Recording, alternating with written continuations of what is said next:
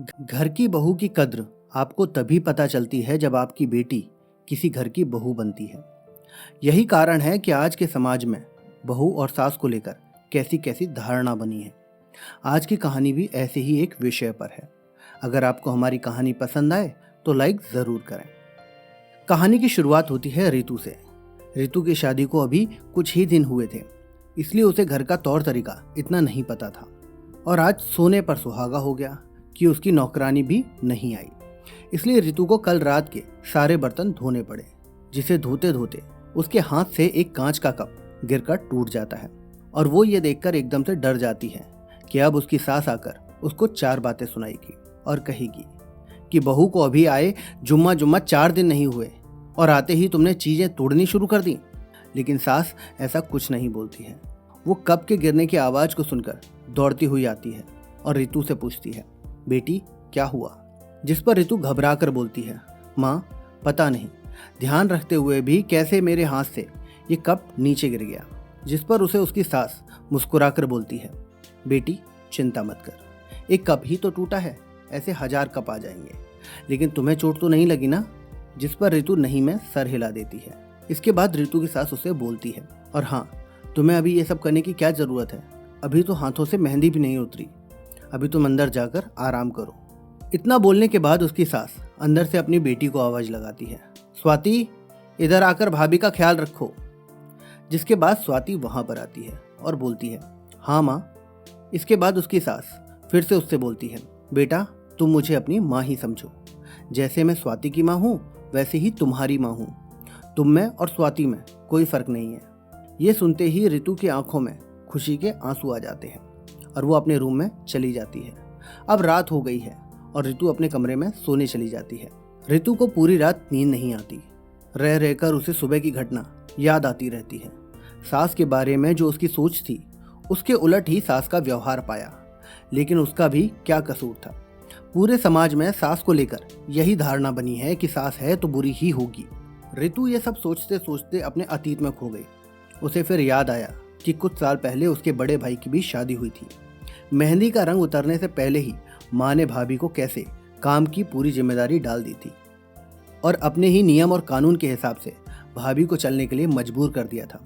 माँ ने भाभी को घर में एडजस्ट होने के लिए जरा सा भी समय नहीं दिया, और अगर भैया भाभी को बाहर ले जाते तो माँ का मुंह फूल जाता था। फिर कैसे इस बात पर धीरे धीरे घर में हर रोज झगड़ा होने लगा, और ऐसे ही एक दिन भाभी के हाथ से भी कांच का गिलास नीचे गिरकर टूट गया था।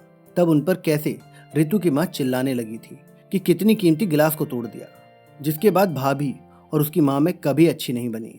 साथ ही रितु ने घर के अलावा और भी कई जगह पर सास बहू के झगड़े सुने थे, इसलिए उसकी अपनी सास को लेकर भी ऐसी ही धारणा थी।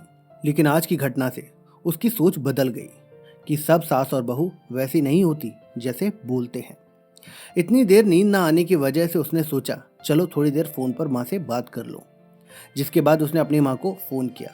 माँ ने इतनी रात को उसे फोन करते हुए देखकर कहा, बेटी सब कुछ ठीक तो है ना? कहीं तुम्हारे पति से या सास से तुम्हारा झगड़ा तो नहीं हो गया? रितु बोली, नहीं माँ, ऐसा कुछ नहीं है। मालूम है माँ, आज मेरे हाथ से कांच का गिलास नीचे गिर गया, तभी सास आ गई।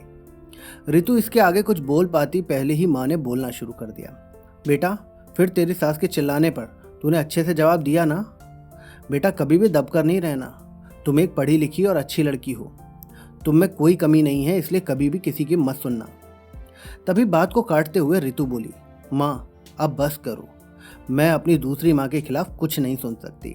माँ थोड़ा चौंक गई और बोली, ये क्या बोल रही हो? जिस पर रितु बोलती है, हाँ माँ, आज मेरे हाथ से जब कप गिरा तो मेरी सास ने बिल्कुल भी मेरे साथ बुरा बर्ताव नहीं किया।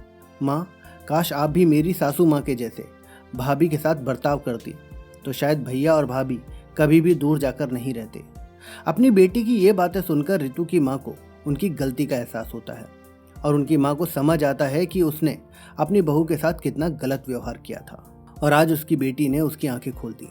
इसके बाद रितु कुछ बोलने वाली होती है, तभी उसकी माँ उसे बोलती है, बेटा आज मुझे तेरी वजह से अपनी गलती का एहसास हो गया है। अब जब तुम यहाँ वापस अपने मायके आओगी तो पूरे परिवार को एक साथ पाओगी। अब फोन रख, मुझे अपने बेटे और बहू के स्वागत की तैयारी करनी है। जिसके बाद रितु की माँ फोन रख देती है। इसके बाद रितु खुशी खुशी फ़ोन रख देती है और फिर आराम से सो जाती है। तो दोस्तों, इस कहानी से हमें ये पता चलता है कि एक घर को जोड़ने के लिए उस घर की औरतों की बहुत बड़ी भूमिका होती है। अगर घर की औरतें घर को जोड़ना चाहें तो घर जुड़ जाता है, वहीं अगर घर को तोड़ना चाहें तो घर टूट भी जाता है। इसलिए हर घर की औरतों को अपना घर बांध कर रखना चाहिए। मैं उम्मीद करता हूं कि आपको हमारा आज का सुविचार पसंद आया होगा। तो आप अपनी राय कमेंट बॉक्स में ज़रूर लिखें। वीडियो पसंद आई है तो वीडियो को लाइक करें, अपने दोस्तों के साथ शेयर करें। ऐसे ही और सुविचार सुनने के लिए आप हमारे चैनल सुविचार कहानियाँ को सब्सक्राइब ज़रूर कर लें। चलिए मिलते हैं आपसे अगले वीडियो में एक और नया सुविचार लेकर।